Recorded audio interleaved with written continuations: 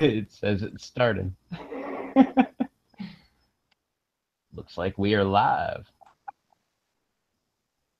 Nice.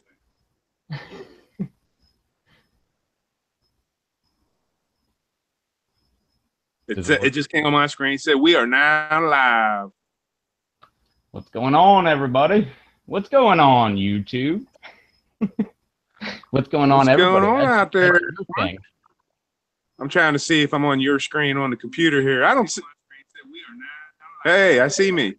Are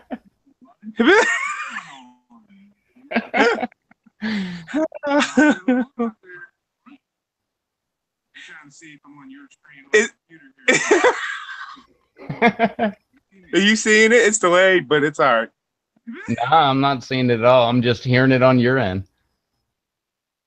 Back and forth between the two, but hey, if anybody's actually watching yet, we're just kind of like getting the hang of this. Are you seeing it? It's delayed, but it's all right. Huh? I'm not seeing it at all. That's funny. It goes back to me, and then it goes back to you when you talk.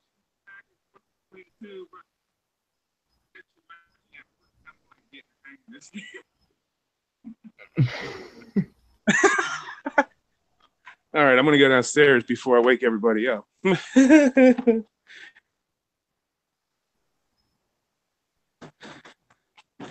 Anybody come on out there yet? Let's see, we got 2 watching.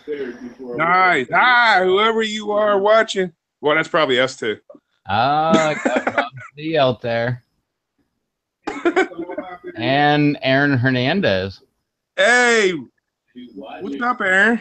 Hi, whoever you are watching. See how it's laid behind? There we go.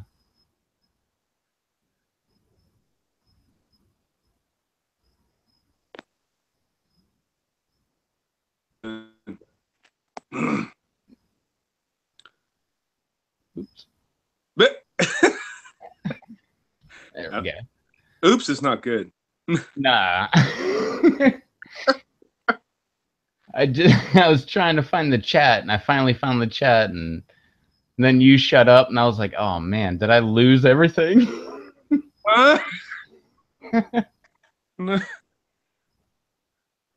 We're still here. We promise.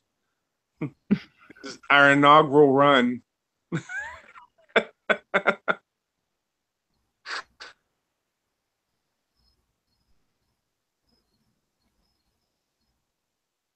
on your computer? Nah, coming through good. Nice. I wonder if it's delayed up there to everybody else. Yeah, I definitely have a delay where I'm watching it.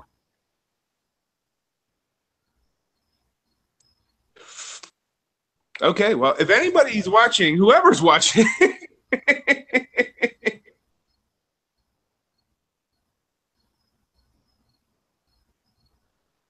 questions.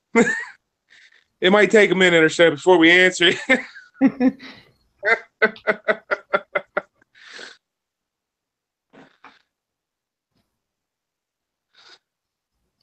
And I'm on my phone, so I can go mobile. Oh man, I'm jealous. Nice.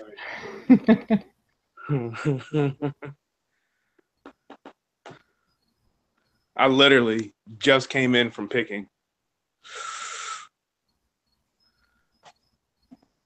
See if we can show this.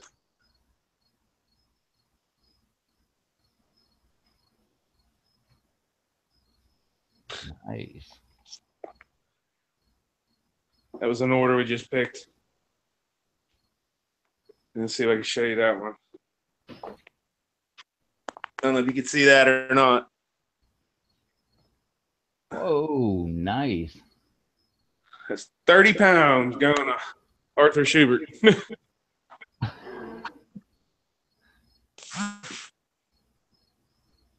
It's actually 27, but I got to pick 3. I got to get up 6:30 in the morning. Yeehaw. And go pick 3 more pounds, and we're going to top it off. I think Mr. Crazy Kimberlin is watching. Oh, man. That pop up on my screen a messenger message from me.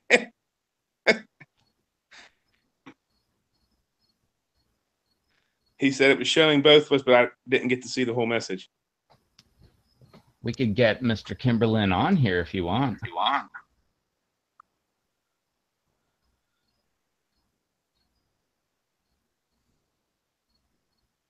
Did you hear that, Derek? I don't know. Tom's the madman behind all this, so I don't know how it all works. I've been trying to get Rob an invite going. That's why I keep look like I'm doing other things, because I'm trying to send him an invite. For some reason, it's not working right this second, but I can throw one out the dirt too. I just had another message show up for him. He said, "Yeah, I'm good for now." He let us work out all the kinks, and then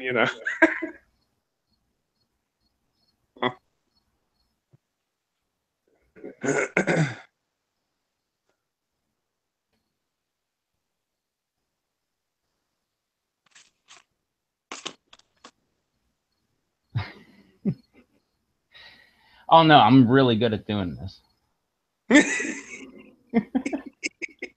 He is the master at doing this. He just had the day off, so he's a little off right now. No, why this isn't popping up? To send you an invite, it was like, all right, right here, Nice. Dave. Yeah.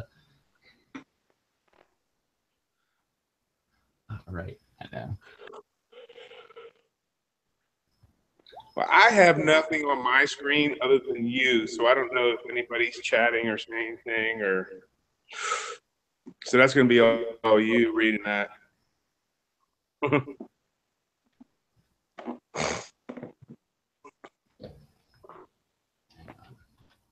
Hey, maybe I should eat a pepper while I'm on here. Oh yeah. Huh.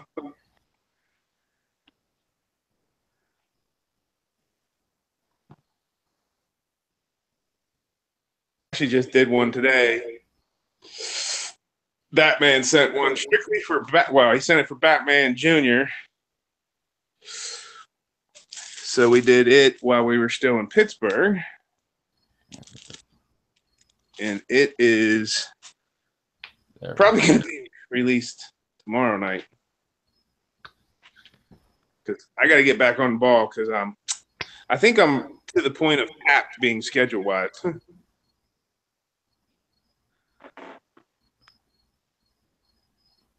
Well, what do you mean on a 30-30? Yeah, on that 30 days. I only got, what, 7 more? Something like that. I know, it's the 25th. I got 2. Oh, wait. Yeah, actually, my 25th just went live right now. Nice. Multitasking. Yeah. Well, that one came out today of Tom. There you go. Here's your topic. What's everybody? I don't know if anybody who else is watching, but who all seen the one with Tom Mata doing the little baby spoonful of the little tiny baby spoonful. Yeah. Those are the sample spoons we use for samples at the festivals and stuff. That thing was tiny. Yeah, well, all I know is I was looking somewhere, I was doing something, and all of a sudden I heard, "Get the camera ready, here's your moment." And I turned around, and there he is with that tiny little baby spoon. I'm like, okay.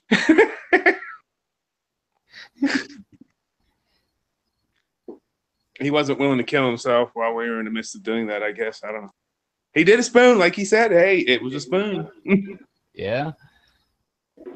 If JT would have seen me doing that, he would have done a regular spoonful. Yeah. See?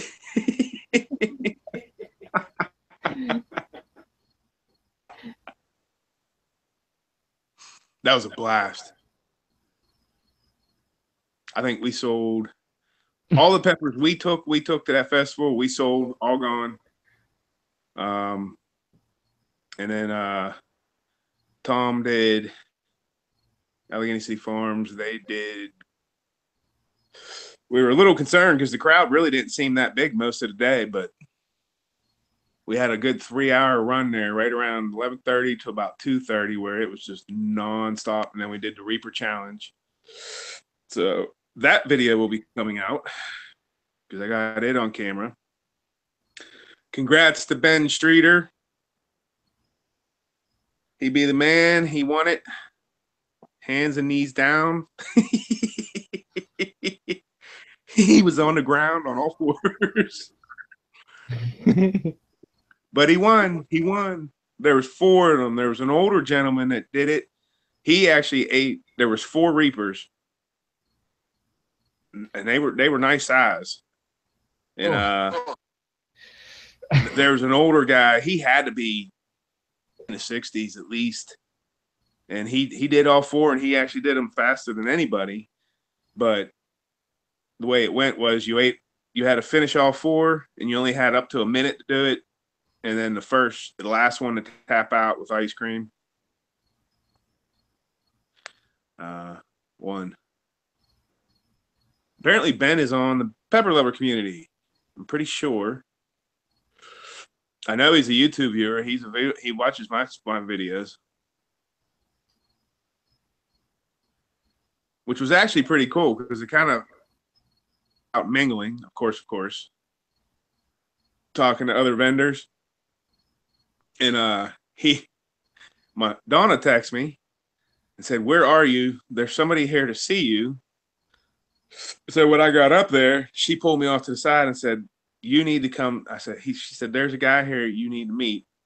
They drove 3 hours so he can come meet you. I was like, talk about feeling like a superstar at the moment.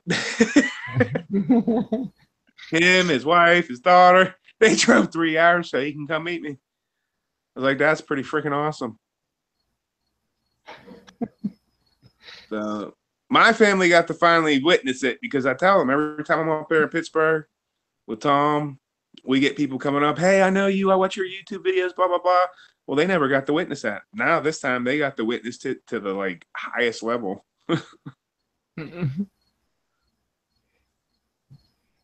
You're that guy from that YouTube video. Oh man, yeah. Then I had two guys later on. Donna and the kids were gone. They left for a while.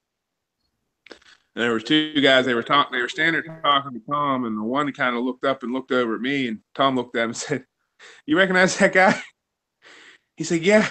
He said, "That's Dave from Growing Up Home in West Virginia." He made a beeline over. He said, "Dude, I watch your videos." Asked me about the church plot and all this and everything. It was to ask stuff. That's why I was like, wow, he really does watch my videos. It's like, this is pretty freaking cool. It's like a little 1,600 subscriber channel, and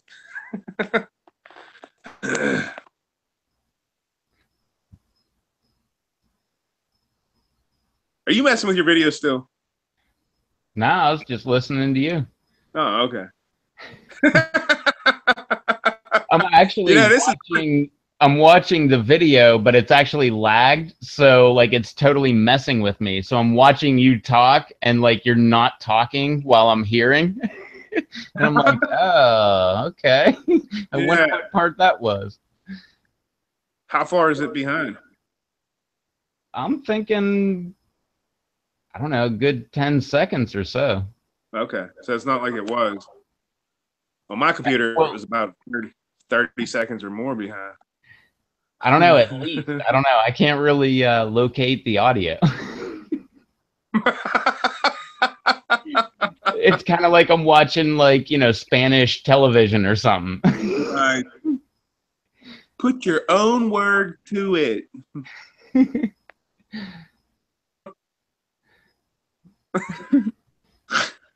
still got any viewers? Yeah, there's 5 people. Nice. I can see Rob and Aaron Hernandez are in there. Nice. But Rob's not hopping on. He apparently has camera issues. Can you see comments from the other people? Yeah. But I have to look at the regular YouTube screen, so I'm looking at it way in like the past while the comments are rolling in real time on the side. Oh, jeez. So it'll be like looking at me, and I'll be talking, and it'll be you actually in the audio, but the comments are in real time. Nice. Sorry, folks. We'll get the hang of this. We swear. I have nothing but my phone, so I don't see any comments. I wonder if I do it from the laptop, if it will come up and I can do it where I can see the comments. Yeah, if you just open up a regular browser page with the with the YouTube page, just mute the audio. That way it doesn't reverberate, and you can see the weird, like 30 seconds behind audio. Grown at Home Academy said that it's about 30 seconds behind. Oh, that was Donna, yeah. Just weird. When I see myself talking, it looks like I'm like really into like a good discussion, but I realize what I just said and really didn't say much. But it looks good. I look presidential I got in my Donna's appearance. Donna's phone in my other hand, so I'm looking at comments. This is weird. Rob says good morning.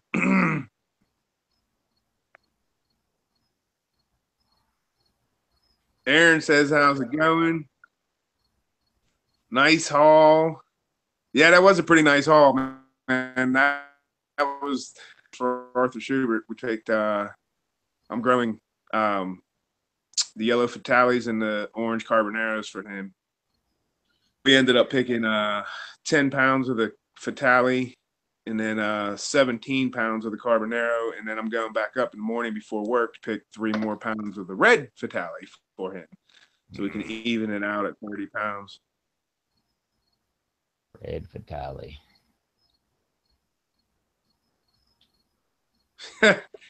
Grown at Home Academy said, "Eat a super hot."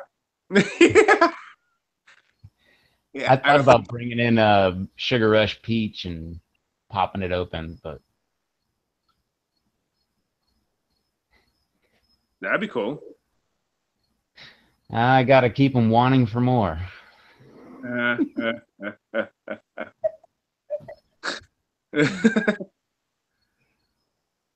Yeah, Aaron, I see your comment. If you're still on here about the guys eating the Reaper challenge, it's freaking crazy. I know the one we did yesterday, it was only an ounce. I mean, it was 4 pods. Just insane. Oh.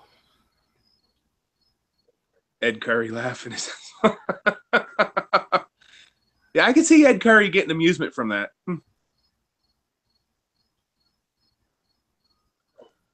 Yeah, which he will be maybe popping up with his Pepper X here in another month or so. Yeah, it's going to be interesting. I was talking to Tom about it, and I said, it really, if you look at it, it really doesn't look like it's all that scary. No. It looks like a habanero. Well, an exaggerated habanero. Yeah, yeah. With a bunch of bumps and stuff like that. But it didn't look like that much. No, it looked bumpy, but not like gnarly. No, there's what is it? White Devil. Yeah, no, King Nagas I'm growing. Those things look bumpier than that thing. Yeah, yeah. Well, same with my BBMs. Some of the BBMs, I mean, they just look like mutated pieces of coal or something. I don't know. Or those Brazilian brain strain. Oh. I'm getting 2 different phenos. One is looking like an actual brain strain, and one is kind of like elongated. Pot tastes exactly the same. Wickedly, wickedly hot.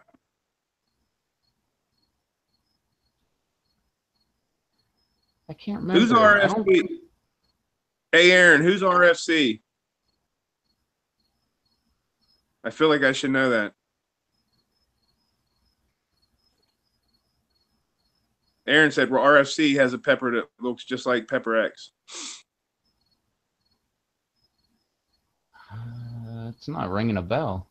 I don't know. I feel like I know. I feel like I should know that, but Jim Duffy. Oh, Jim Duffy. Yeah, Refining Fire.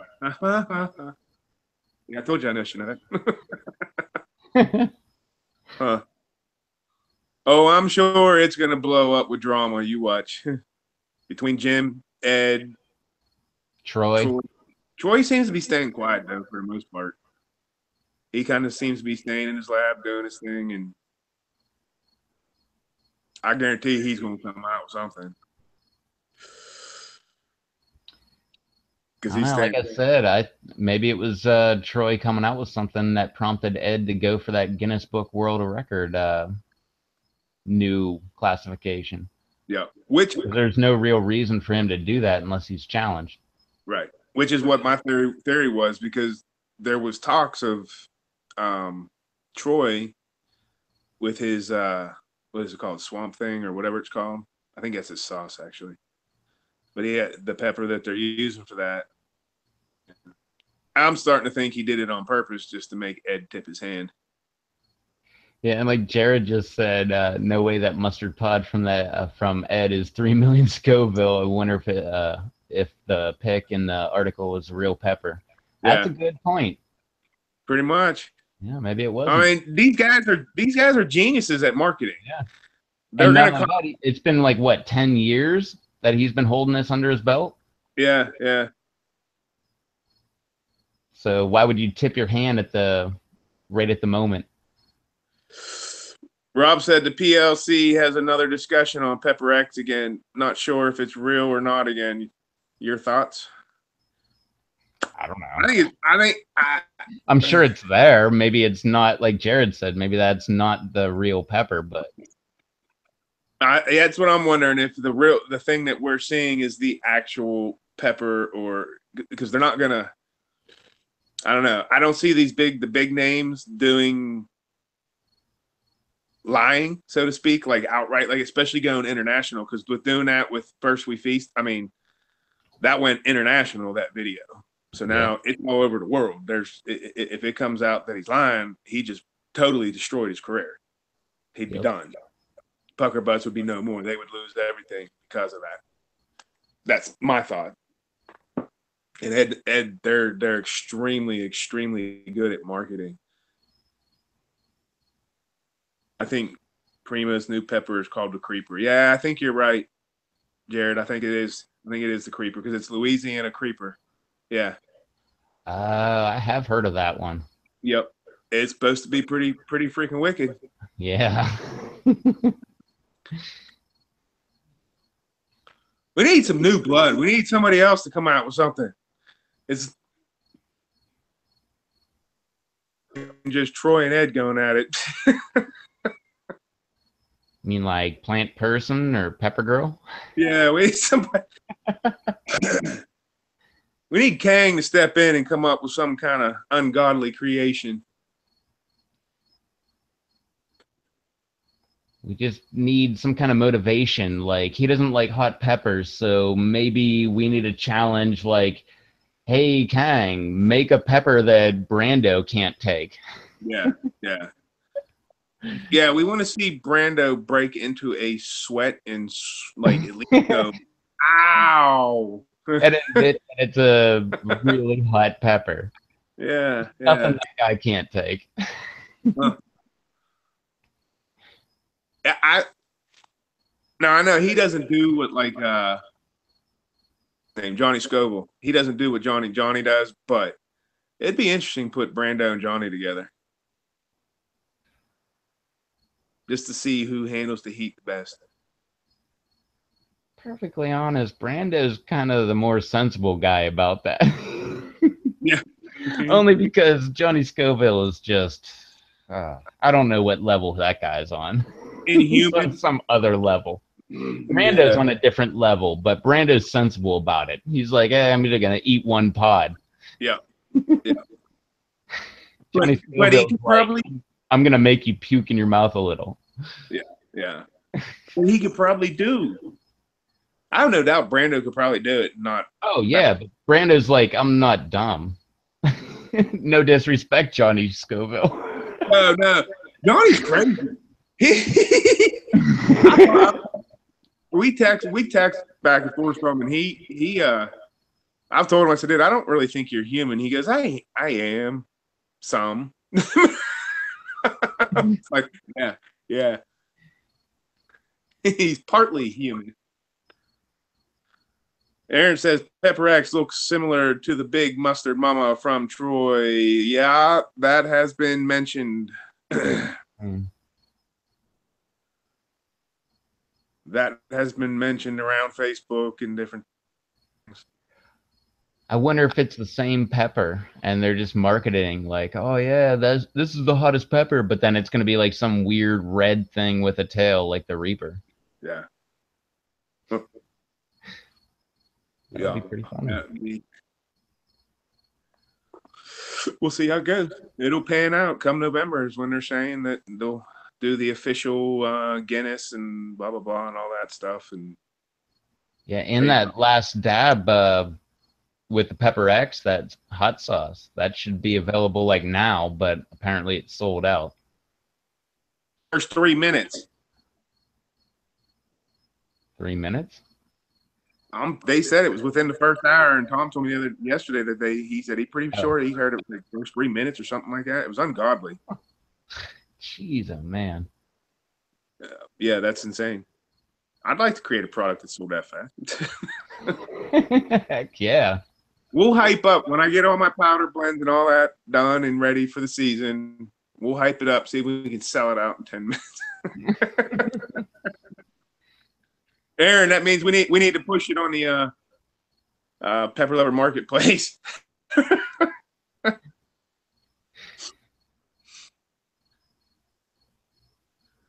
Let's see. Aaron, this pucker butt was the only booth I did not buy hot sauce from at the expo out there in California. Yeah, their sauces, I've tried some. There is one that we actually like. It's like peach habanero or something like that. I can't remember what it was. And it had absolutely no heat. So they had I don't know what went on with that batch, but Camera Girl actually really liked it. And she don't like because she don't like pepper. She don't like hot stuff. Sauce because there was no heat. It actually had really good flavor. Well, they must have figured it out because the new batch actually has, closer to habanero heat. But yeah, I could see to what Aaron said. I could see where they their sauces. I've had a few, and I just wasn't a big fan. We like that one, but the only other one that I tried that I kind of liked was the what was that show, the zombie show that they did the sauce for? Walking Dead? No. Is it iZombie? I don't even think it's on air anymore. It was on the CW channel or something like that, where the girl has to eat brains to live, but she does it like on animals or something like that. I don't remember. iZombie sounds familiar. I think it was iZombie. That one was actually, it was hot. It had reapers in it, but yeah, I agree, Aaron. I totally agree. Most of the smaller companies is where it's at. I think a lot of these companies, once they get so big, they just, I don't know if they dumb it down or whatever. It just like, they just don't seem to, focus as much, but a lot of the smaller companies, that's where it is. That's where it's at. They're putting out some really, really good stuff. Well, look at Tom at Allegheny City Farms. I mean, he is a smaller company. He's not a big company. And I mean, I know how much, going on with the company and the ins and outs and stuff like that, but he is a small company, and look how good his sauces are. That Flavor Bomb series that he just released, wow. Anybody watching, you want to try them, go on to AlleghenyCityFarms.com and go try them. I think the Ahi Pineapple one is already sold out. Oh, come on. I just saw it go live today. I checked yesterday. It wasn't live. I checked today after your video that you sent me. It was live. I was like, holy cow, I can get like the jalapeno. I'm not into the jalapeno, the Kung Pao, but I want that pineapple. Ahi pineapple, and I got to restock on some regular. And I saw they were there today. And it was funny yesterday. We were kind of like not making fun of Tom to his face. No, we were But having we had the fun lines in with our head. Tom. When he was talking about the ahi pineapple sauce, we had the lines already down because it was like the good part about it is there's actually no pineapple in this sauce, but the flavoring is coming from the actual ahi pineapple pepper. It was funny. We had it down. We're asking him later on. We're like, Tom, so is there any real pineapple in that sauce?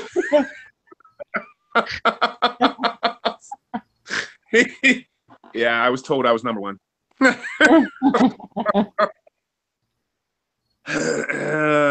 Jared, yeah, the people tasting that pepper X sauce. I thought the same thing in the video. I was like, they really don't look like they're in that much pain. Yeah, I thought that. Are you talking about the First We Feast video? Yeah. Yeah, I thought that too, but at the same time, those are people that love First We Feast and hot sauce and stuff like that. So they might be like me and you going there like, oh yeah, it's hot, but it's not like burn my pants off hot. Right. Right. So it might have been those kind of people. I don't expect like newcomers like, oh yeah, hottest pepper in the world. I'd like to try that. Yep. I mean, those people do that and they make videos about it, but. Yep. Well, and like Jared said, it's like craft beer. As soon as you find one you like, they start mass producing it. Yep. Yeah, and then once they, like you said, the small producers are better because once you mass produce it, it loses that quality. Yeah, it seems the quality seems to go down some. And some of them, it goes way down. Wow, that was really a bad way to introduce Allegheny City Farms pineapple. Go buy it, everybody.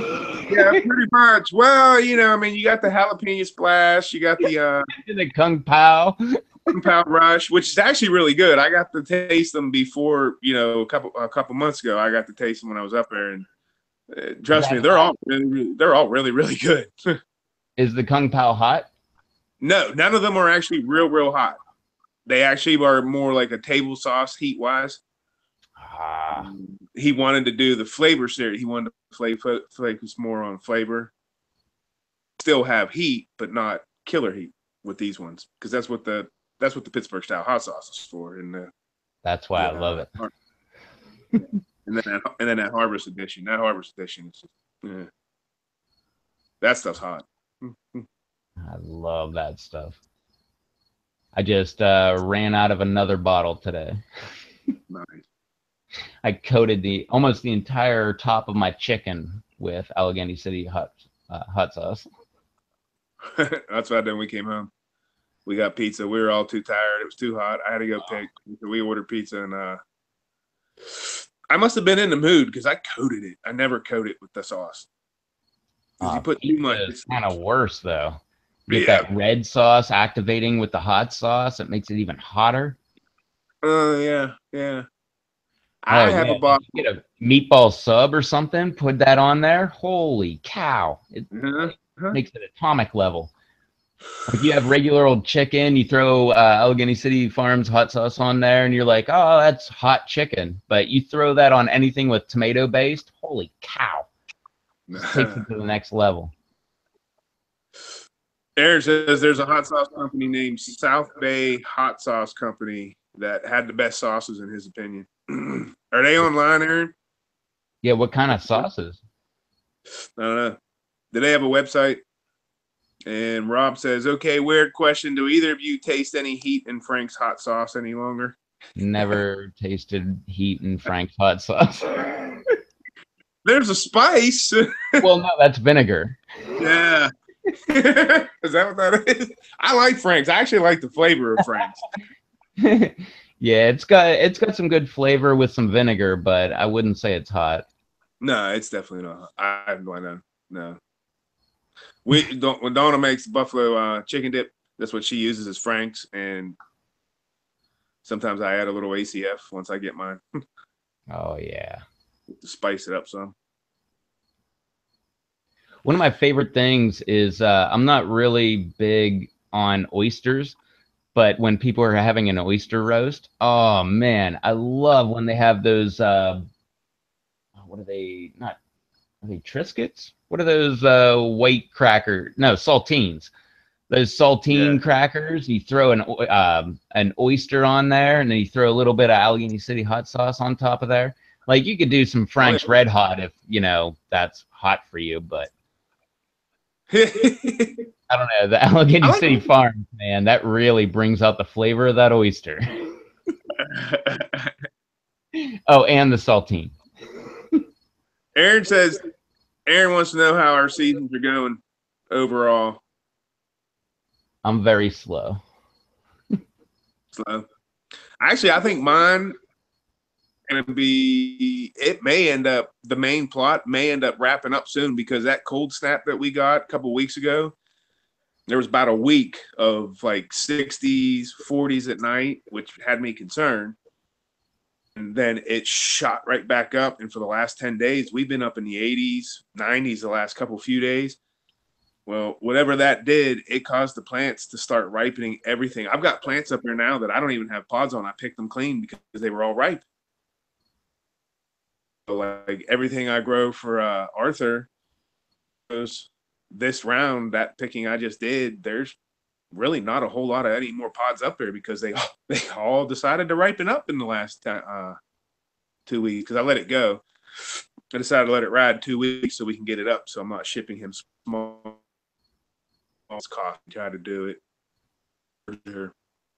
larger shipping for him so that way he's not paying out more money unnecessary. So, but the rest of everything else, like right now, if I went up there and picked, I could probably pick another 20 pounds off the rest of the plants. So I don't know. We got Gata coming up here in New Martinsville this weekend. We just got asked to join it. Try to figure out how to do my pickings this week without cutting myself short because we want to have fresh peppers to sell next weekend. So we're going to be there for 2 days.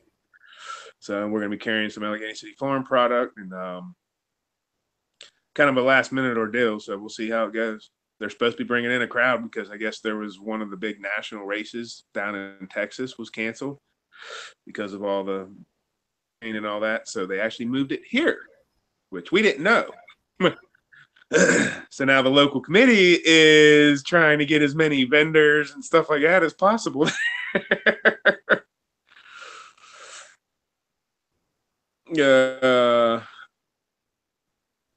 Everything is still looking good.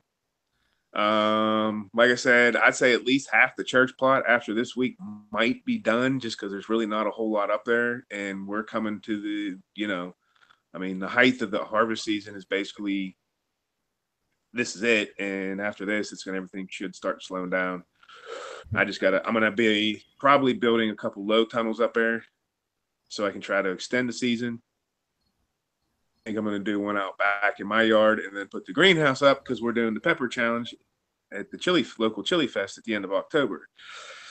And with the chances of the weather cooling down too quickly, I got to get prepared for that and hopefully keep some live because Chili Wonkas and Tori Williams at Williams Super Hots will be actually providing some peppers for that since their growing seasons will be in the height of their growing. Way down south. Yeah, Tori Williams, the Pitbull Master. Yep. Rob said, so cute. You see Rob's response? He said, glad to hear it. I just taste the vinegar in it now. I add a few grams of lemon drop powder to it to make it taste better. Ooh, that sounds good. Dude, the lemon drops aren't really that hot, but that lemon drop powder that he sent me, that stuff is really hot. Like, I put that on some chicken, cook it, and it's just like, I don't know. I mean, it's not as hot, but it's like close to like the red Trini that he's sending me. And they're like nowhere near on the pepper scale, on the Scoville scale. But they have some heat. Actually, Jared, yeah, you're right, man. That Frank's cayenne sauce, the Frank's Red Hot sauce, it's actually really good on fried stuff. I will agree with that. Like you get some fries with some cheese, some Frank's hot sauce on there. I mean, it's not really any heat, but I usually add my powders like that. That's mild. I'll add my powder, like my Crimson Blaze. I'll use it because that'll tear people up. It's pretty warm. Rob said his ripened like that too. He said he maybe got 12 wow, it went down to 38 degrees last week there. Aaron is heading to the Sriracha Factory Chili Grinding Festival in a couple weeks. Looking forward to that. Sriracha ice cream. Wasn't that the same? Did you go to the same festival last year? Wasn't that like Is you that and the one where Susan Susan was and there? yeah, everybody and a little tiny Kang went with them? Yeah, with the tiny cat. That was great. They took pictures of the little tiny Kang everywhere. Oh man. Yeah, I remember that. That was funny. Living vicariously through my harvest, this season has been absolute garbage, big time mite problem. I've actually heard from quite a few people they dealt with mites or aphids. Pretty bad this year. Bug wise, I didn't deal with a whole lot like I did last year. Last year we threw away literally, I'd say probably 25% of our crop as I was picking all season long. That's why I eventually near the end of the season said, that's it. I used Liquid 7 and I warned people so that way they knew that they were getting a product that had, they were getting peppers from me that had an insecticide used on it because I wasn't willing to lose anymore. When you're picking and throwing one for every 4 pods picked, yeah, it gets pretty frustrating. But it was the stink bugs and the crickets. Stink bugs they eat the skin off, put their little white marks, and the crickets will actually eat holes into the peppers. This year, I barely had any problems at all. Maybe it was because I was late getting everything outside, but I mean, no grasshopper problems. I had caterpillars eating other plants right above the peppers. They ate all that plant, and then when they were done, they were like, "Oh, we're out of here," and they just disappeared.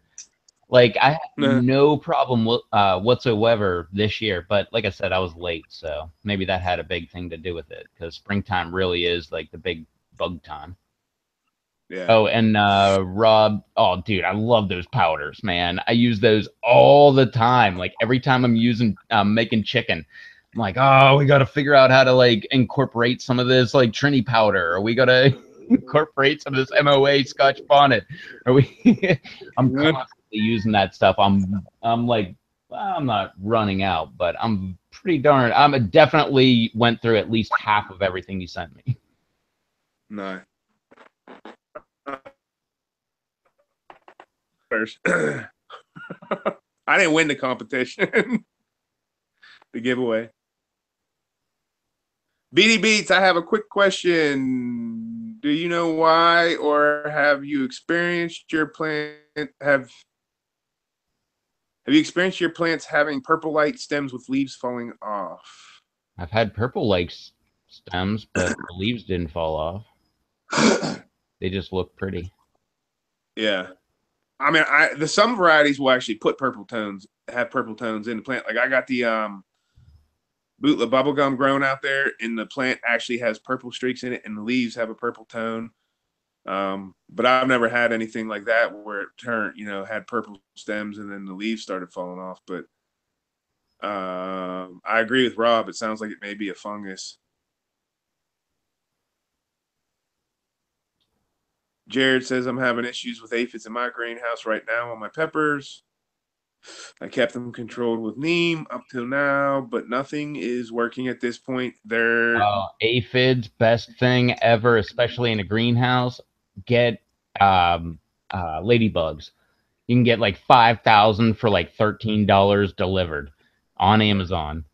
Greatest thing ever. And shoot video of it because it is awesome watching those little guys go to work. Or you can come here to West Virginia. They're here. Tis the season. It's like polluted, especially out in the country, outside of town.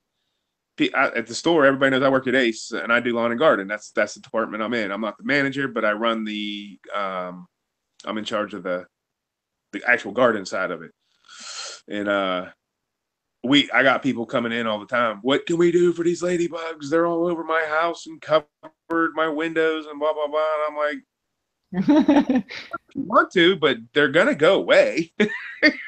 What to do about ladybugs? Nothing. Like, just say thanks. I'm like, let's go take a broom, sweep them into a bag, bring it to me, and I'll use them. Because I noticed aphids in mine, but not on my actual pepper plant. There's I don't know what that weed is called. It's like really kind of pointy leaves. It's kind of got like thistle thorns all up and down the sides of it, real fine. And then it puts out these white, like, poopy like flowers almost. They're all over those, but they're not, and they're not touching the pepper plants whatsoever. So I'm like, you know what? I'm going to leave those things there. If it's going to have those, stay off my plant. The thing is, but they're loving it. Yeah, BD Beats, if your plants are in a lot of sun, that also could be causing the purple tones. Because I know, like, on peppers themselves, you get that purple hue, that purple, like, tone to it, the color, which is usually just sun scald, so to speak. It's nothing detrimental. But if your plants are actually dropping leaves, yeah, you could be right. It could be too much nitrogen. Yeah. Or overwatering. Right. Because if it was overwatering, your plants, your leaves would be turning yellow. Or curling up. Right. Or the opposite. I've had them when I underwatered, the leaves would curl up. Yeah. Well, I'm trying to think. I've had them where they curled down. They were like drying out. Mm-hmm. Jared said he almost bought ladybugs at Orchard Supply for the greenhouse. That may be the way to go, man. Like Tom said, I've never dealt with them, but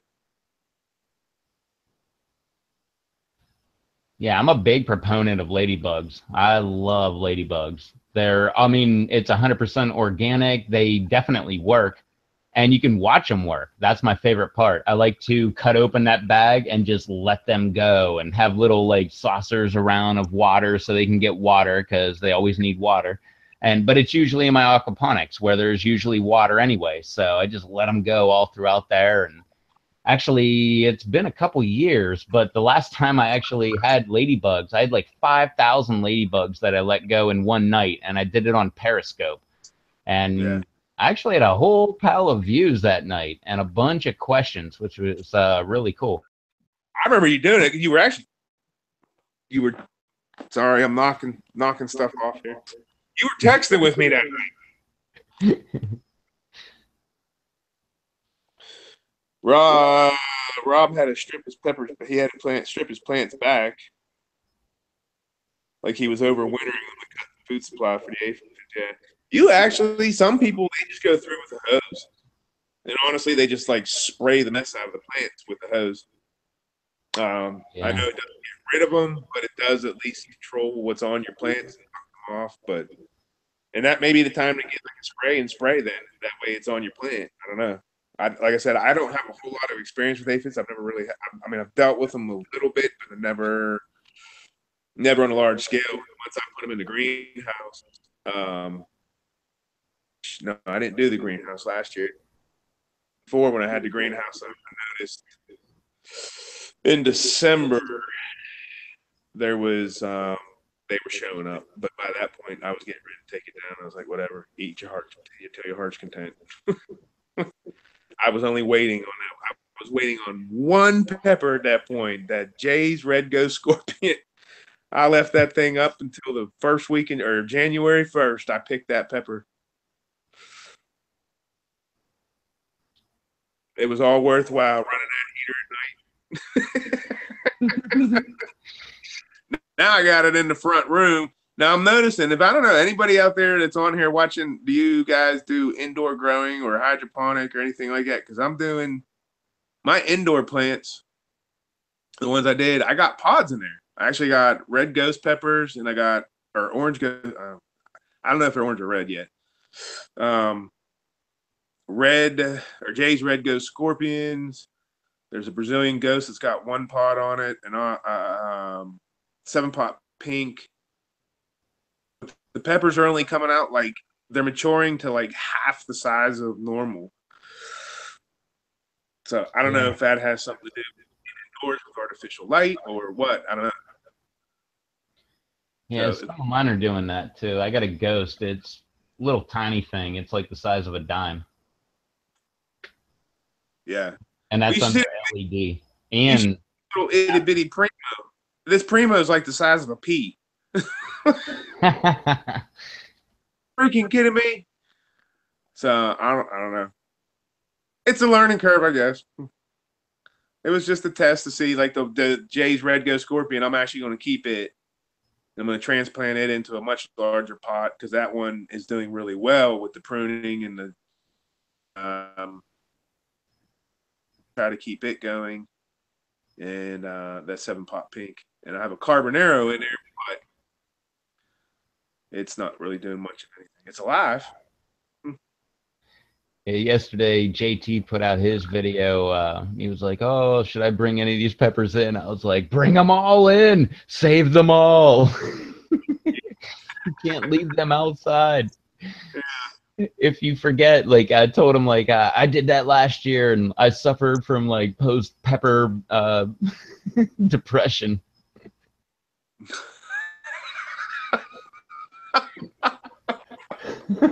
Oh, Lord. Aaron, if you can get seeds for that, let me know. I'd buy them or something. I wouldn't mind trying to grow that. Yeah, was he talking about growing them or eating them? Yeah, I guess. Well, I mean, eating them, but growing them first. You can get the seeds. But eating the seeds? No, get the seeds and grow the peppers out. Oh, okay. And then eat the peppers. I guess the I thought he guy's meant been like eat the improving seeds. on the. I thought he meant like eat the seeds, like No. sunflower seeds or something. And I was thinking, like, I don't know. It doesn't really sound like something I want to do.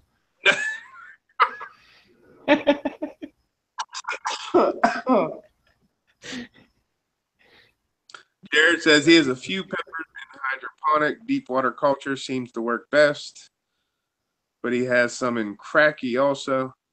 Yeah, I totally agree. The cracky doesn't work well in the heat. They love that oxygen coming off, or seem to. I don't know. Maybe I just suck at growing peppers, but I concur. See, I think we got stuff. I got two different setups. I got the master blend, then I also got the general hydroponics sitting here. And I know the general hydroponics you have to use your brain a little more. So it may sit because master blend seems to be the way to go since it kind of does everything for you from what I've been understanding. And we can grow lettuce and spinach indoors, so we can have it all winter. I think they're both about the same. Really? Like I think with master blend, I don't think it's just measure 3 grams, 2.5 grams, 2 grams into like a 1-gallon container, fill it up with water, mix it up and everything. I don't think it's that simple. I've been messing around with it, and like it was like 3 grams, 3 grams, 2 grams. And I switched mine from like 3 grams, 2.5 grams, 2 grams. Now I'm like, I've been all over the place. 3 grams or just under 3 grams, and then just under 2.5 grams, and then like just over 2 grams. I'm all over the place. I like to, mess around, but right. I don't know. Maybe I'm trying to overcomplicate it. Maybe it is really simple, and I should just stick to the recipe. But I think they say on the website what, like 2.5 grams or something. I think it's like 332. And what it is, I don't know. They actually put it on there for the hydro. Huh. Yeah, well, it's different. It's like if you're doing 5 gallons, if you're doing 10 gallons, if you're doing 1 gallon, it's all different. But I'm pretty sure it's like 3 grams, 3 grams, 3 grams, 2 grams, which is 3 master blend, 3 Cal-Ni, and then 2 Epsom salt. But I switched mine around to like anywhere between 2 and 3 is where I put my Cal-Ni. I don't put it anywhere near 3. It'll be like 2.5, 2.4, 2.7, 2.3, anywhere in there. Huh. But I don't know. I'm just kind of messing around too. You have to adjust the pH at all when you use master blend? I'll be perfectly honest. I really don't check my pH. Nice. I'd rather just dump everything out and start all over with new stuff than check my pH. I will say that on average, like a year ago, which means absolutely nothing now, but like a year ago, the water coming out of my tap, if I added Master Blend, the pH would drop to about a 6.1 or 6.2. I can't remember. It was right around in there in the acceptable range. And that's why I quit caring about the pH. That being said, it's been like a year. I mean, during the summer, we go through a lot of water around here because the population, like, I don't know, multiplies by hundreds or something like that. But yeah. Crowd. oh shoot, Aaron, that'd be cool.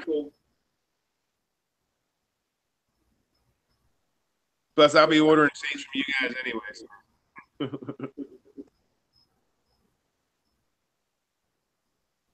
Jared said he hasn't used Master Blend yet. He uses General Hydroponics. I was just gonna say that.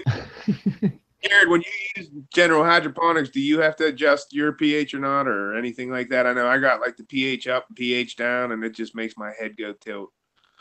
Oh, I will like point out really quick that that is what you're supposed to do. So what I do is not what you're supposed to do. So just throwing that out there. Of course. just throwing it out there because I'm sure Jared knows better than I do. I'm almost guaranteeing he's going to come up with a really good answer. And that's why all your viewers love your channel.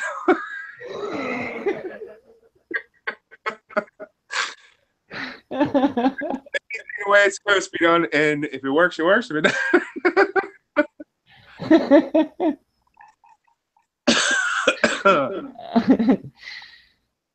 oh yeah, Aaron, I talked to a few people. It's like there's like gas stations on every corner. Oh yeah, dude, I have never seen a hydroponic store in my life.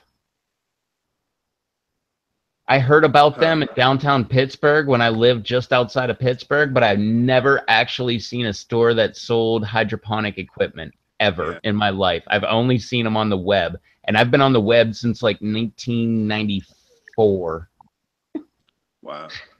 You're old.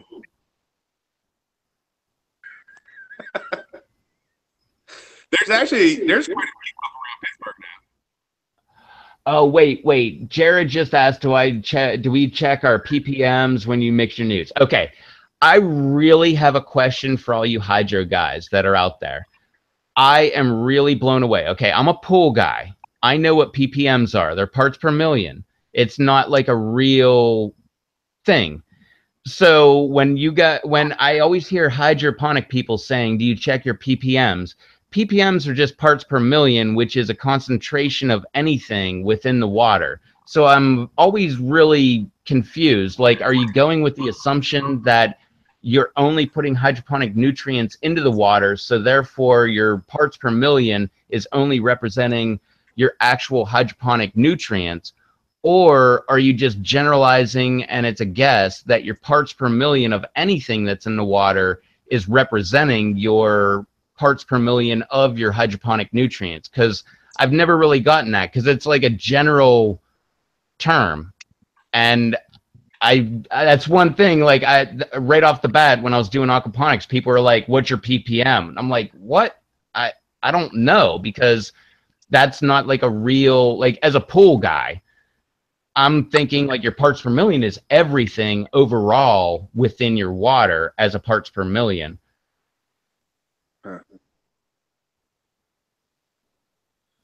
All the grass growing weed here in Cali keep the hydro stores. Yep. I bet they do. God bless those guys. In the country or state. Huh. Rob says the test before and after if using city or well water. So in other words, you would get all of your parts per million before, add your hydroponic nutrients, and then you would get your parts per million after, and that should dictate what the parts per million of your hydroponic solution that you put in there, and then you could guesstimate from there. Is that how you would do it? Because I mean, that's the part. I mean, I understand water quality and like balance and all that stuff. And Uh, Aaron says Dynagrow and Advanced Nutrients both have pH buffers that make it much easier to balance the pH. That sounds like something I can get on board with because some of this stuff I listen to people talk like on their videos and stuff, and I'm just like, man, it sounds more and maybe it sounds more complicated than it is. I don't know. It just I'm simple. Just give me my nutrients that I use in my dirt, and boom, we're good.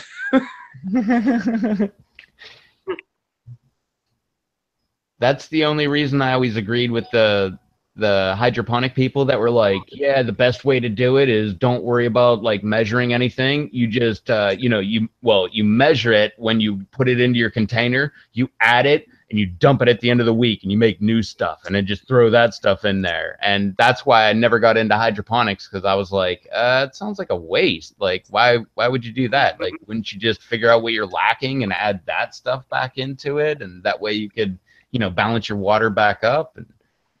But I guess I was dealing with people that really didn't know what they were talking about. They just knew how to do it. Which, yeah, there's a lot of people like that. Kind of like me. If you don't do it right.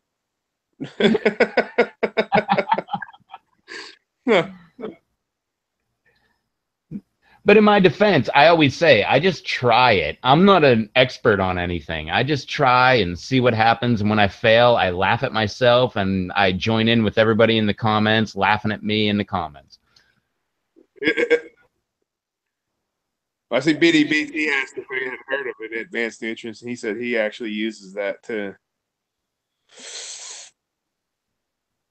Like I said, I got master sitting here. I've actually used it outside. I use it on the plants on the deck, and the plants on the deck love it. And I've only fed them twice with it, but I didn't use Epsom salt. I just used the actual master blend mix and the what is that, calcium nitrate? Yeah, the Calni. Yeah. Well, I don't know. I pull all my information from like maybe 2 years ago from Kang. So whatever my memory can remember from what I heard a long time ago, I believe it's like the trifecta of all three: the master blend, the what is it, 418, 38, and then the Calni and the Epsom salt all together. Right. But that being said, I mean, I'm not a true student because I've been mixing it up and alternating how much Calni I put in, and even the Epsom salt, I'll vary that. Sometimes I'll just do 1.7 instead of 2, or however I feel. Yeah. Oh yeah, that is right. Peter Stanley does use Dynagrow. Yeah, he we all see what his plants look like.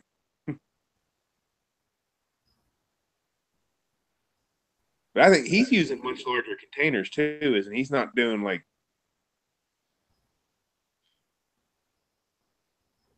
that's what I think I'm gonna do. Instead of trying to go small, if I do a pepper, I'm gonna do it big. I'm just gonna do like a 18-gallon tote or something. Those totes that I'm using are 17-gallon. Yeah. I've got the bigger ones. They're 27-gallon. I've got those suckers too. I got a couple of them. Huh. I don't know if you are willing to like just do that style for like next year or whatever. Just start off like I do. Just start them off with like 8 of them all in one, 17-gallon tote. You can always pull them right out, put them in a new tote. Right. Yeah, because I think I want to experiment here at the house, anyways, not for like the business, but I'm thinking like that here down on the side of the house. It gets morning sun, and then it gets about a 2-hour break in the height of the in the height of the summer. It'll get about a 2-hour break, 2 to 3 hour break in the sun, and then once it comes on the other side of the house, then it's full sun. So that's always been my concern about being in the sun too long. But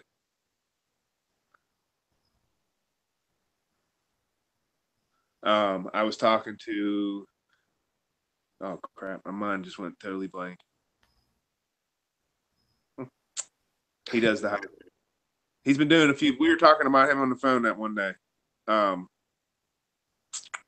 He does the 32-gallon trash cans or whatever. Who, Matt?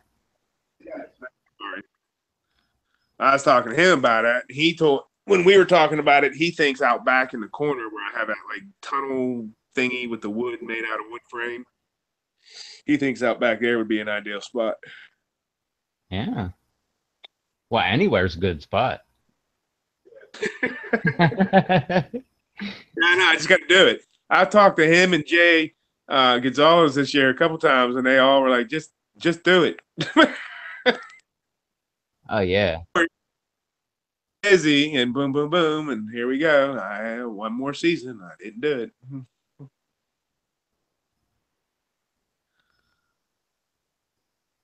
Rob does his all self-filling cracky style.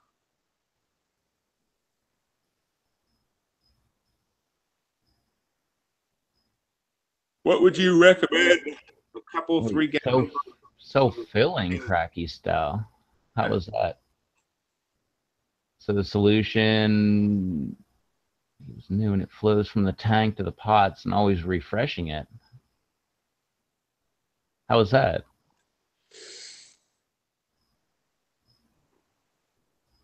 Mm-hmm. Rob, you need to do a video on that.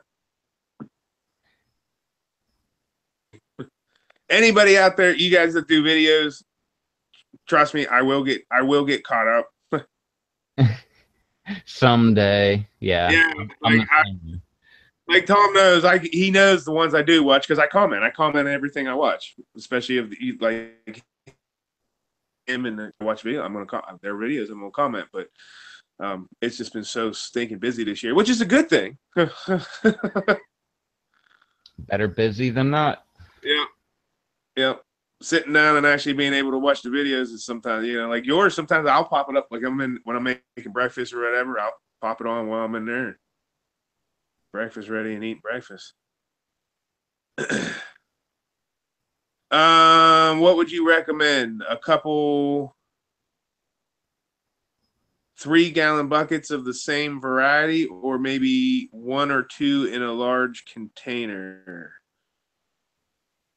Actually, Depends on which way you're gonna do it. yeah. If it's dirt, go the smaller container or the container. Yeah. Hydro, go multiples in a container. The problem I ran into this year, because I did double plantings of quite a few in the buckets, the in-ground ones did awesome. All the ones I did double plants of, not a problem. They did perfectly fine. But in the buckets, we had such a huge rainy season this year, up until, maybe like the end of August, middle of August is when it finally seemed to calm down. I mean, we had almost 13 inches of rain in July, so for us that's a lot of water, and that's a lot of water. Us didn't do anything this year. It got because there was just so much rain. The buckets, all nutrients got washed out. So, but I noticed the ones that I did double plantings of, a lot of them got stunted. They're runts of plants. There's a couple that they started to grow. They might have they're about a foot tall, and I got one pod off of either plant, and that's it.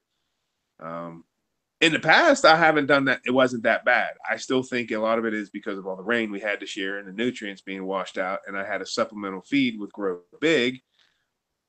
Master Blend. Master Blend like I said, on the porch did excellent. But some of those varieties that got stunted like that, they quit. They just quit taking up nutrients. They wouldn't suck up the Grow Big or the Master Blend. But I would say the 3-gallon buckets, if you're using soil, that way you can keep them separated.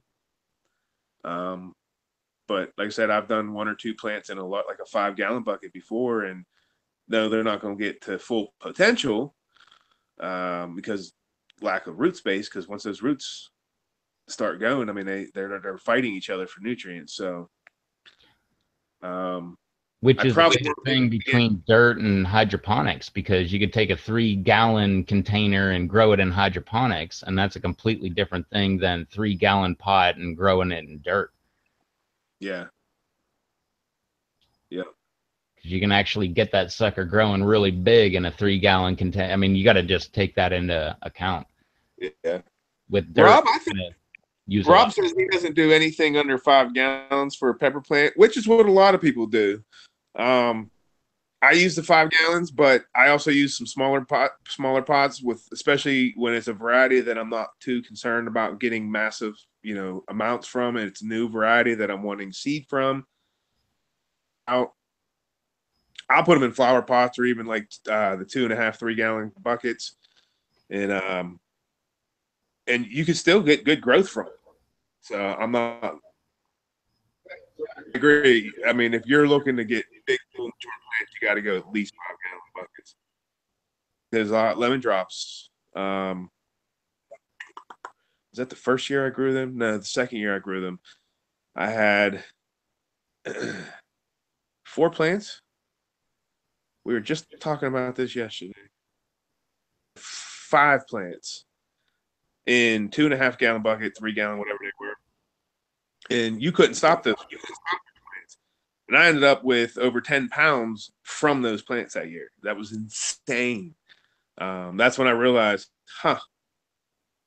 these lemon drops, the ahi pineapples, they really like my area. Because I've talked to other people that said they don't get that kind of production from them. And there's a lot of people that do, but they seem to really like it here in the Mid-Ohio Valley.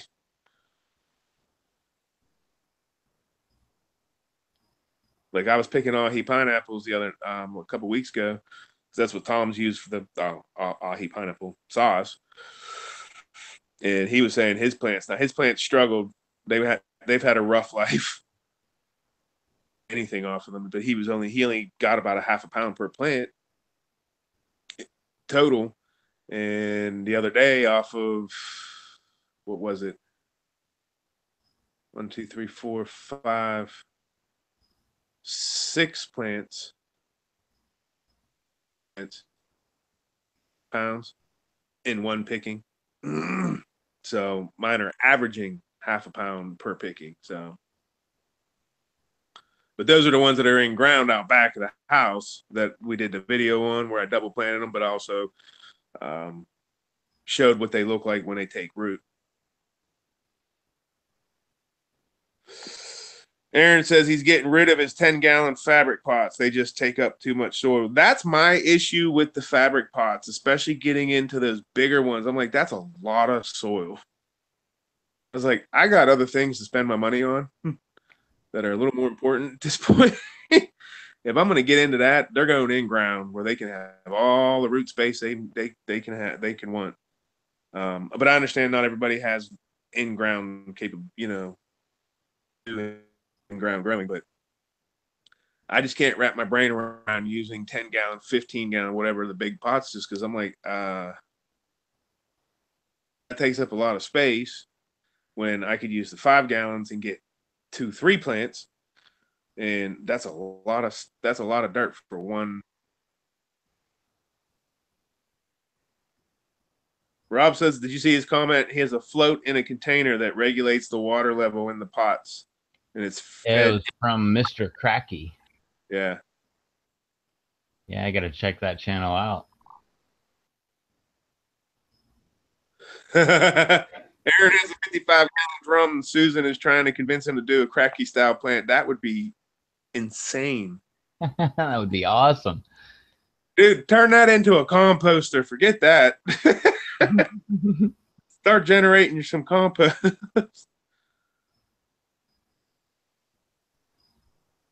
I guess Mr. Cracky started in a 55-gallon drum too. Huh. Jared, Mr. Cracky has videos on his channel showing his system. Run with his channel or what?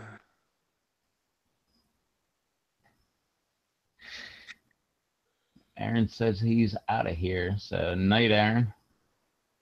Hey, Aaron.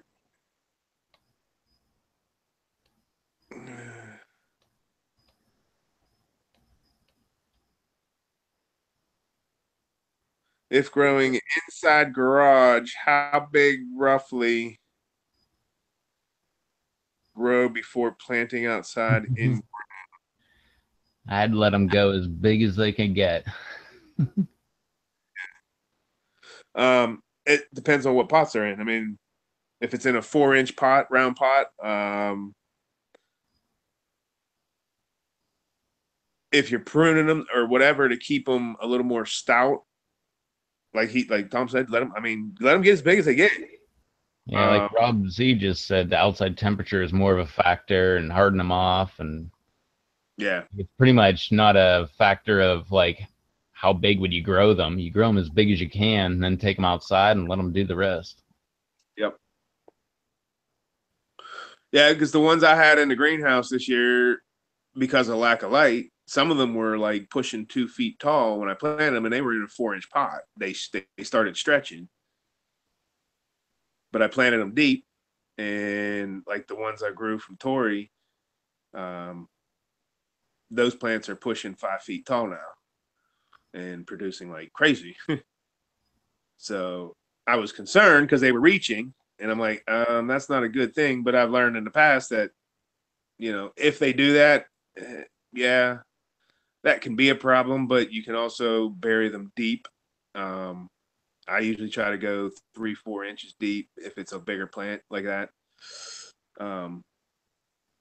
And they put roots out, and they're massive. Those plants are all massive.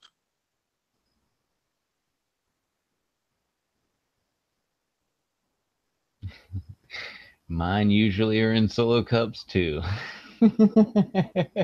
They're still in solo cups. Yeah, I had to go all business like and go and get 4-inch pots.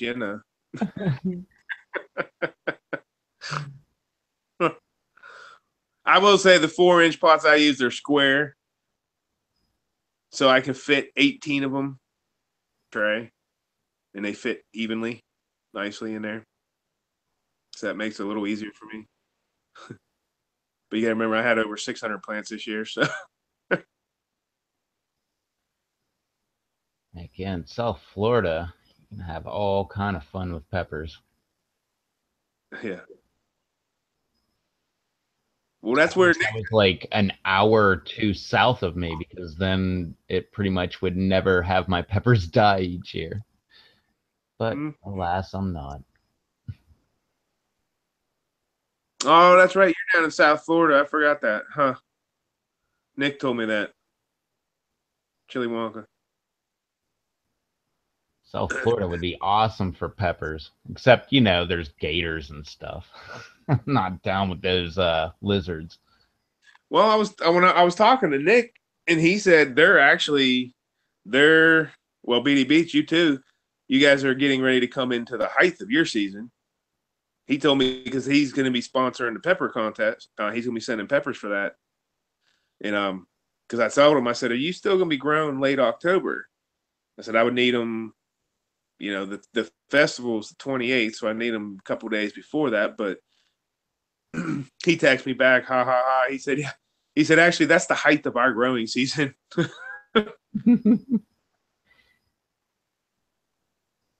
So yeah, you guys are getting ready to really take off down there.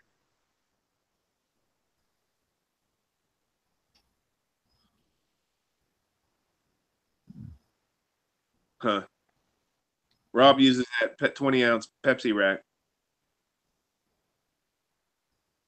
That would work good. Yeah, he puts the solo cups in there.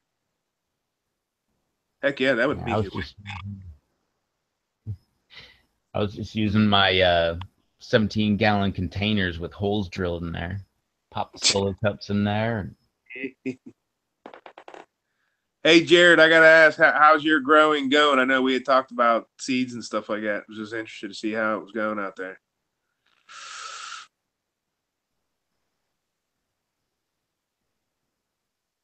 Yeah, I know, And Jared. now waiting for the response. Okay, let's all get silent. We're just gonna stare at the screen. Huh. In the meantime, Rob Z, throw up a good recipe for a chip dip.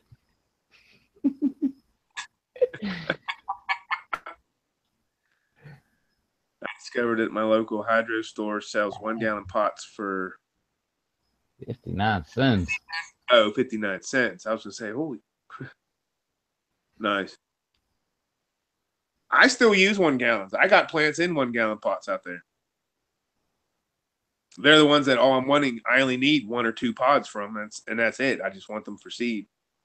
So they'll go into 1 gallon, and they produce me the 1 or 2 pods that I need, and that's it. I get my seed, and I'm good to go. Because I figure there's no sense in taking up, valuable real estate, so to speak, when all I'm looking to get is some seed from that. So, like, I got the Gorpian out there, and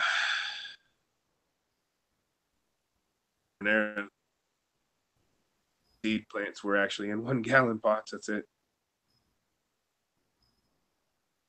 Jared says he's having a good season. My in-ground peppers are loaded, and I'm giving tons of peppers away.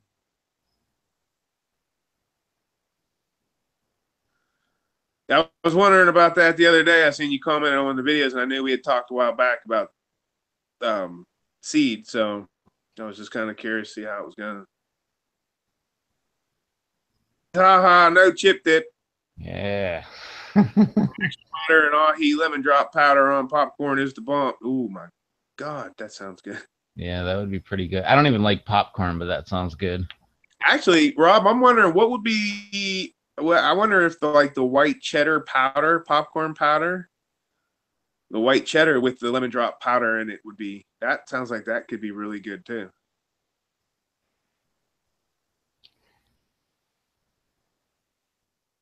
Dang. 6 feet tall, not ahi amaretto. Yep, I knew it. That's why I can't wait to get mine in ground next year. I can't wait to see what it does in ground. Ahis do absolutely. They do amazing in ground. They will just keep growing and growing. The one lemon drop plant I had up at the church plot last year was 6.5 feet tall. It was taller than me. Is a white peach, is that an ahi? No, well, the white peach is actually it's a hybrid cross of Judy's down at Pepper Lovers, and nobody actually knows that I know of knows the actual what made it. Sweet. I love those kind of peppers. Well, and the thing that sucks is I ordered some from her. She sent me a note and said, "Dave, I'm sorry, but we are actually out of the white peach seeds." I'm like, oh, because I wanted to get more seeds of the actual from her. Because every time I save seed, every time I grow them, they come out all funky and looking. They taste the same, but they're doing all kinds of crazy things. So this year I grew them from the original seed. Yeah, they're even the same plant. It was all over the place. It was like, oh, this one has a tail. This one looks like a bell. This one looks like a habanero. Yep. Yeah, because you grew them last year too. Yep. I got another one this year too. Yep. It's already So starting to be all over the place. I think I have 3 pods and they're all different.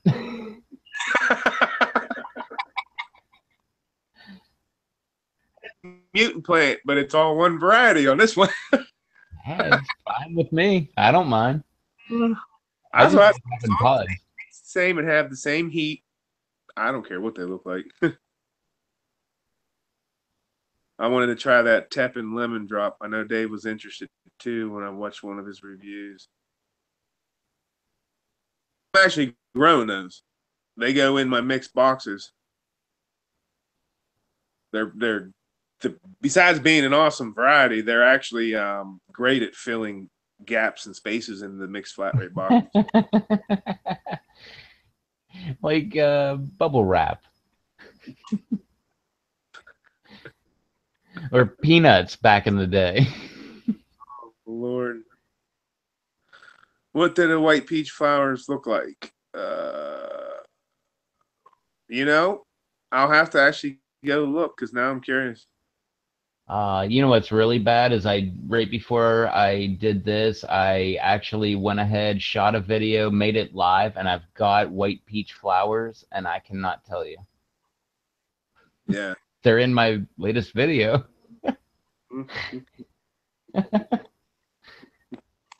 Honestly, Jared, I'm gonna make I'm gonna admit something here.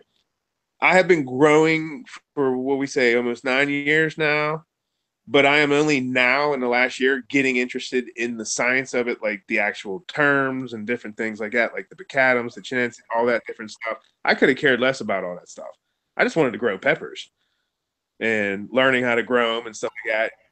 Even some crosses.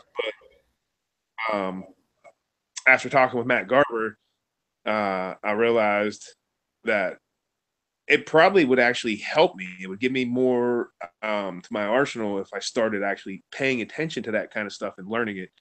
And because for me, it's always been a struggle to do that kind of stuff. I could have cared less.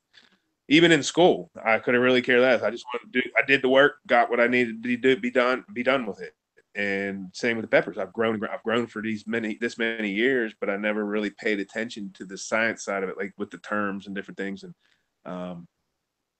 so since I've been talking with Matt, I've been starting to actually get into that and start focusing a little more on that. So like with the different flowers, like on the Bacadums and different things like that, I really don't know. I have to actually go look because that's things that I'm now only starting to pay attention to. And so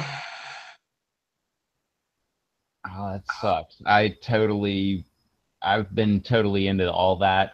I knew Bacadum and Chintzes and all that stuff, and like I knew the difference and stuff. And earlier today, I was talking to somebody, and I totally spaced on it. I was like, "Yeah, Chintzes or or yeah, the other one." I was like, "Yeah, it's kind of like with marijuana. It's like sativa or indica." And they didn't think it was that funny. But it's kind of the same thing, but Chinese or Bacadum. All right, well, Jared maybe said he you guys hasn't. don't think it's that funny, but okay, it was funny at the time. Jared said he hasn't been successful crossing the Amarillo. You've tried to cross and you haven't been able to cross it. I've heard Bacadums are not. Was that in a book I read that? I can't remember where I seen that, where they said Bacadums you will not see being crossed. I can't remember if it was those or not.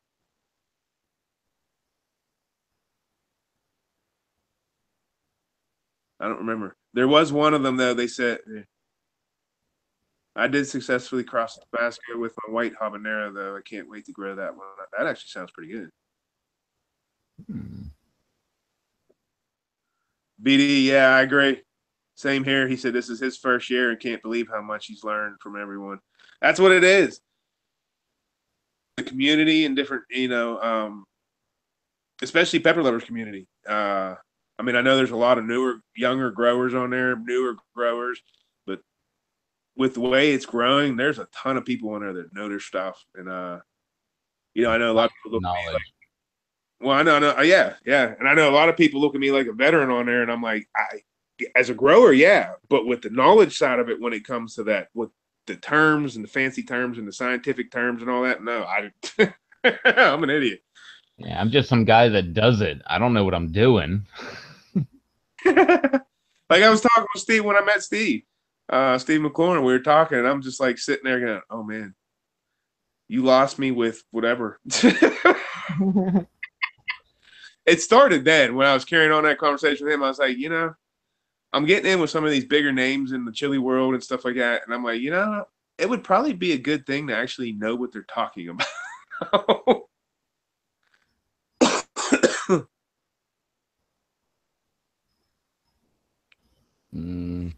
Jared says the best Mary Jane is hybrid. Nah, it's not. And Rob says so is the worst.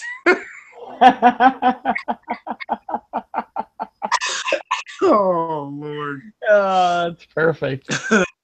Nah, I was disagreeing just because I like to disagree. I don't know if it is or not, but I'm sure it's not. Purebred all the way. No, I had some homegrown stuff way back in the day, and that was skunk.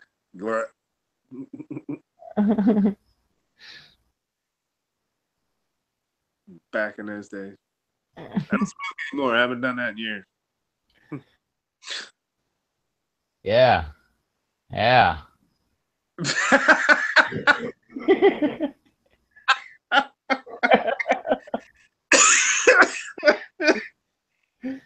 Oh, I heard that's not legal.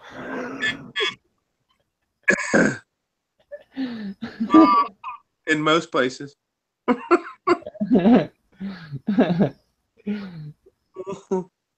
It grows wild everywhere here. Don't try it though. Where are you at? I don't remember where you're at. Rob, Minnesota, or yeah, Minnesota, Well, I Minnesota. know like over at Praxis Channel. He's over in, I think, is it Iowa or Idaho? I can't remember. He's in one of those I states up there, and he said it grows wild up there too, but it's not. It grows wild everywhere. That's why they called it weed. Yeah, it was. Weed isn't the real Well, he said it's name. not like the smokable kind or something like that. I don't know. Weed isn't the real name. Marijuana is not the real name. That was a slang term that they introduced. It's actually called cannabis. Legal forever, and they grew it forever in the Americas. That's why they when they made it illegal, they were like marijuana, and everybody's like, marijuana? What's that? That's crazy. And they're like, yeah, we're behind that. And then next thing they know, they were like, oh, the cannabis? No, that stuff's not bad. But it was already illegal. Oh See, that Lord. was my history lesson. Come back next Monday, I'll have another history lesson. It'll be just as factual.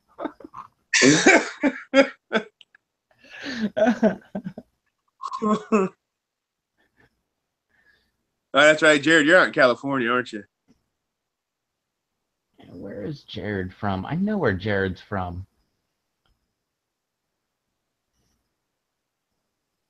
I can't remember now. Is it California you're at, Jared? Rob said a friend of his has a half an acre of the junk stuff. It was all useless.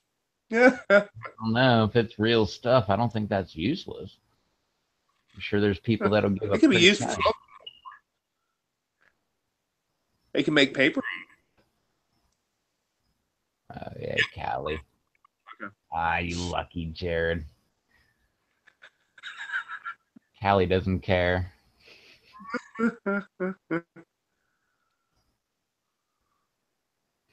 tend to be a little ahead of the game on some things. Yeah, and everybody blames them for being way behind the game on some things. So. I don't know. What has been your favorite tasting pepper this year so far for the flavor? I have not had a pepper this year yet. Um, Does that mean I gotta grab one? yeah, Oh wait, I remember you saying you were gonna do the Harvest Edition challenge. I don't know what you're talking about. I don't either. I just vaguely remember something. I don't remember I don't remember you challenging me either. That was. Oh, I do. It was like a year ago. Oh, I totally remember now. I don't know. I'm trying to think. Out of all the newer stuff, I mean, I still got my crowd, my old favorites. I mean, I grow. That's the way I do it. Like if I find a couple, few, even maybe 4 or 5 newer varieties each season that I like, I grow them. I add them to the mix. This year, though, out of all the newer stuff, I would have to say if I had to pick a favorite, flavor wise, it would probably be the Criolla Soa. Thing's absolute. That's amazing flavor, and it doesn't have a whole lot of heat. It's actually very mild. I remember right.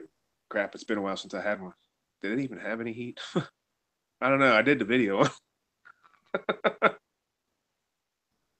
but flavor wise, that was probably my favorite. I'm trying to think of all of them. There's been quite a few that were extremely, extremely good. That for. It's not just for everybody else. It's for myself. I don't like write stuff down. I just do the videos and then I go back through and say, okay, that one, that one, that one. Yes, we're going to grow that one again.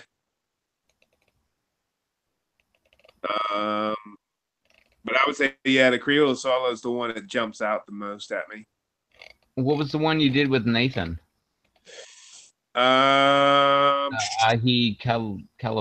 Calabasas, or what was that?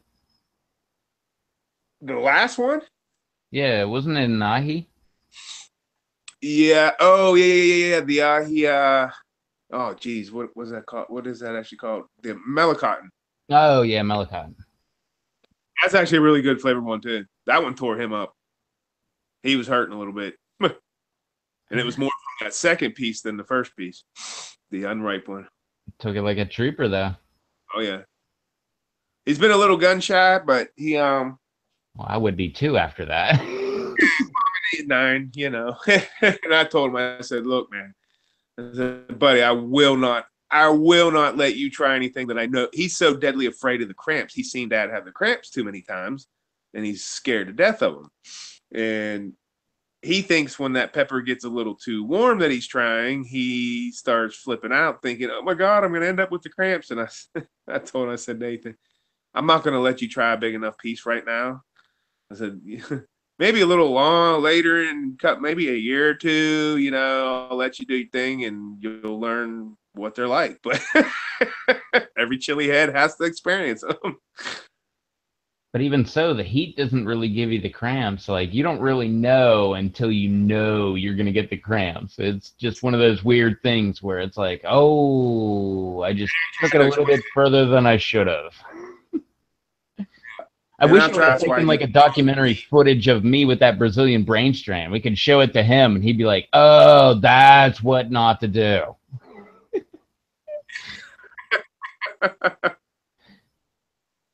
That was horrible. Jamaican red mushroom. Huh, I've never heard of that one. That's a pepper? Yep. Jared said that's his favorite so far this year. I'd say a hotter one, my favorite of the year so far, would have to be a toss-up between that, what was it? The peach carbonaro and which is definitely hotter than the ahi. That ahi mango is amazing also. And it's a little warm. It's not I wouldn't put it at the hot level, but I'd put it in that medium range. But flavor-wise, chew. It's really good. Wait, BD, you ate you ate half a chocolate bootla before your flight? Like, you actually were... Yeah, that probably wasn't a smart move. Yeah, like, I don't know. I don't think I would do that. It's pretty harsh. Seems like you might, probably not, but might just spend most of the time in the bathroom on that one. Yeah. Or people thinking, what the heck? Do it, by all means, man. You're the man. I don't know. I've got bias against chocolate anything. I do not like any of the chocolate pods. Yeah. They're bitter. Some of them are actually not bad. Like, what was the one that one that me and Sean just did? That bubblegum Habito. That one you might actually like. It's not your typical chocolate pod, and I guarantee that's coming from the Habito in it. What's the Habito? Like a habanero and what's an Ito? No, the Habito I think I'm saying it right. Jobito. I did a video on that one. It had no heat, but probably arguably one of. Oh, you know what? That one I forgot about that. That actually was that's my favorite of the season right there, flavor wise. That thing was amazing. Is amazing. I've got more out there. The flavor profile on that thing was absolutely amazing. And then I brought a piece in for Donna to try. Yeah. She ate it. She goes, tastes like a pepper. That was it? That's what she said. Tastes like a pepper. I'm like, oh my God, really? I'm going on and on about this thing. We finished the video, and I'm like, you got to try this thing. The aftertaste that I've got from it is blah blah blah. And she tried it, and she just bust my bubble. Yep, tastes like a pepper.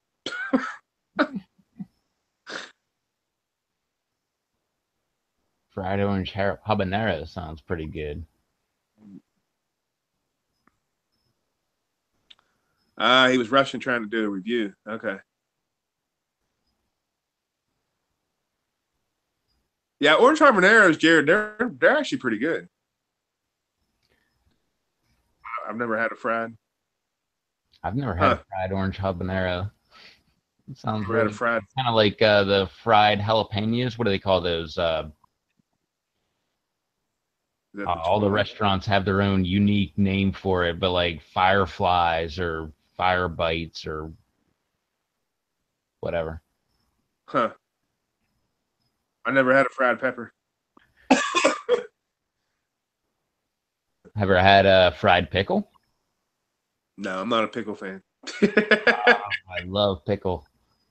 Huh. Yeah, you got fried poppers too, but those are usually stuffed with cheese. The ones I was talking about were just batter dipped or breaded and then fried.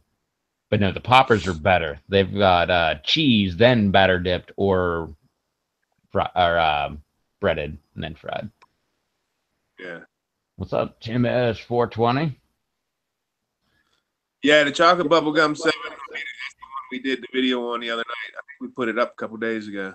That was actually probably one of the best chocolate tasting chocolate paws I've ever had. Yeah, that was what was that? The chocolate SBS or something like that.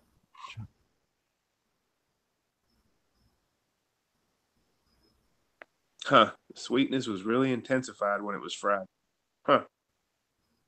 I'm gonna have to try that. That sounds really good.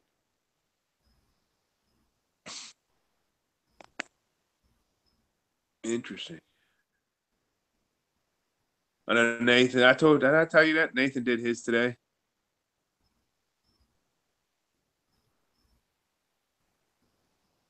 It was the Oh pineapple. yeah, there it is. An hour ago, popped up What? your video. Uh, The Florida pineapple habanero. that popped up? Yeah, That was the one that was supposed to come out at midnight last night. it says it popped up an hour ago. What the? Okay. Well, I'm not sure what I hit time-wise then for schedule. Schedule it 3 days in advance. Well, I guess I guess I'll have to count that as tomorrow's. That's two videos. That's, I mean, it's 30 in 30 days, so there's 2 videos today. Huh. So I'll let it ride tomorrow. Nice. Because I've got Pepper sitting here from Batman. I got a couple to do.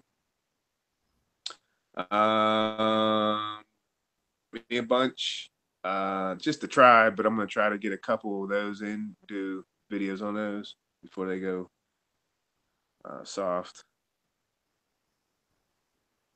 And then I still got a crap ton from my own grow that I'd like to do some videos on, but I need to do an update. As soon as this 30 taste test 30 days over, I got to do an update.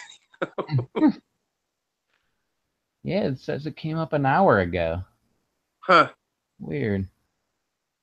What All is right. it? Well, there's 2 in 1 day, just like you didn't want to do. Yeah. I know, especially with this morning's release. Jeez. Let Hey, it ride. well, yeah, I did 2 in 1 day. I did 2 today. I did 1 because I had 1 scheduled for yesterday, but I stayed up late last night and I didn't feel like making it live, so I just waited until this morning, made it live, and then made my Monday night video. I know when I text you and you give me 1-word answers, I know you're in the middle of doing videos or something like that. Awesome. Yep. Sounds good. That's what I know. Jared says, just cut it in half and put it in a frying pan with some oil. I fried mine with some potatoes and it spiced them up a little bit too. Nice.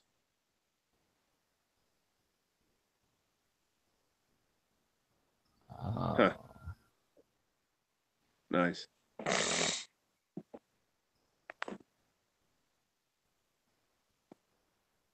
I don't Is know. it I guess if Dave doesn't like pickles, I guess Rob Z's comment about the hot pickles wouldn't fancy him, but I don't know. I was gonna say like, nah, I don't think so, but nah, what the heck? I would definitely try one of them, or 3 or 4.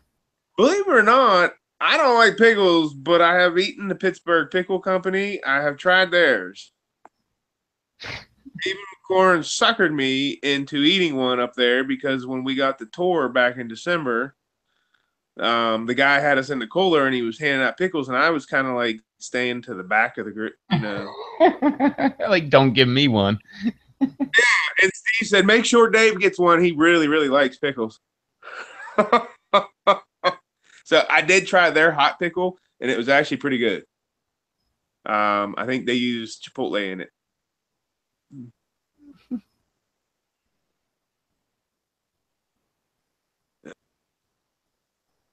Yeah. Super hots are popping up everywhere now. Oh yeah, it's And the common grower still doesn't really grow a lot of super hots. That's why, like on my channel, I focus on the milder varieties, the hot varieties, but not the super hots as much, just because everybody else is. yeah, that's why I focus on the super hots. Yeah, like everybody else is doing the super Heck with hots, and those I'm like, whiskey peppers. I want extreme heat.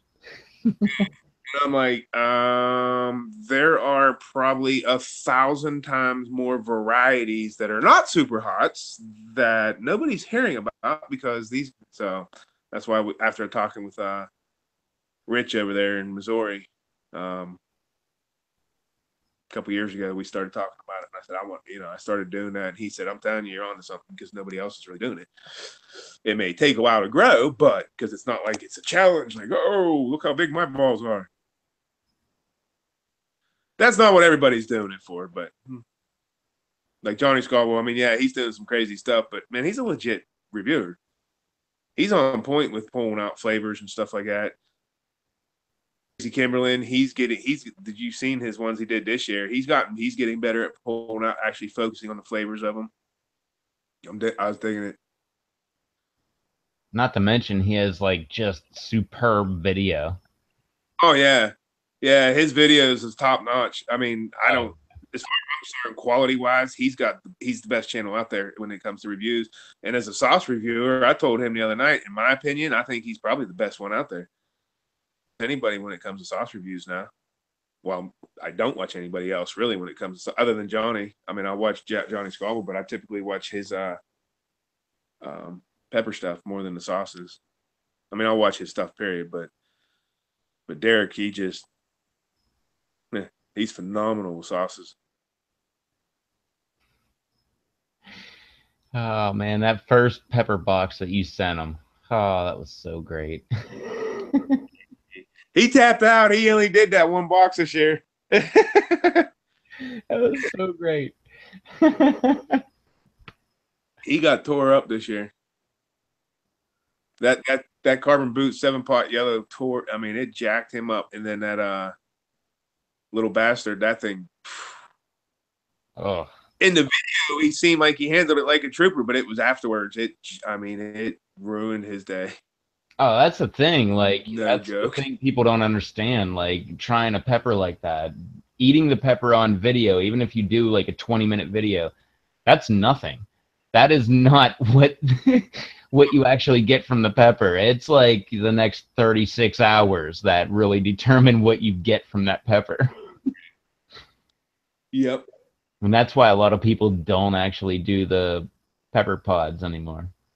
Yeah. Yeah, because people were getting jacked.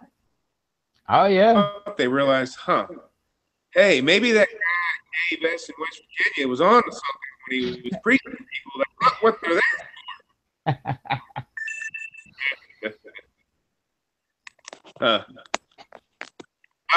I'm gonna have to wrap it up on my end. Is blinking at me and saying going into save mode. Ah. It is midnight. So Oh yeah, it is. Damn. we've been on here for 2 hours. It didn't seem like it. That's why I looked at the clock. I was like, holy crap, it's 12. There's no way. Dang. That was quick. All you good people on here. What we say, 10 o'clock next Monday? Yeah, sounds fine with me. Whatever time you want. That sounds fine with me. So everybody on here watching that's still on here, 10 o'clock next Monday, we'll come back.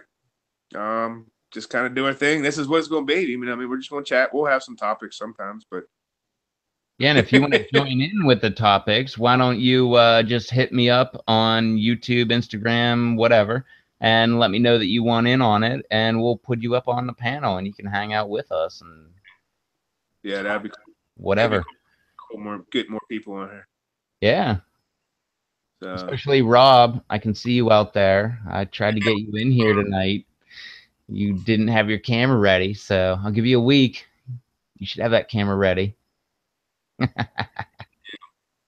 spread the word. We want to see more people get on here and watch. I mean, I know tonight, it was a little rough getting started, but it's the first time. So, hey, we're rough around the edges to begin with. So, what do you expect? Network, show or something. I actually like the feel of it, man. I really do. Just going back and forth. Sweet. Rob says he'll have his camera ready by next week, so he'll be up next week. Hey, Jared, you want to hop up on here? You're welcome. Jared, if you're able to do that, we can get a bunch of us on here video. Yeah. So, yeah, but anyway, just get a hold of me. We'll hook that up. And we'll do that show next week. This has been our pilot episode of the Monday whatever. We're not going to call it the Pepper Pals or the Capsicum Crew or any of those horrible names that I came up with. Remember the one we landed on? I can't say it. Oh well.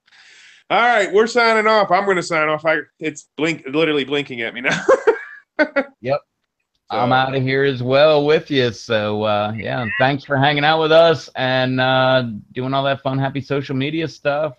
We'll catch you next week. See ya. Later.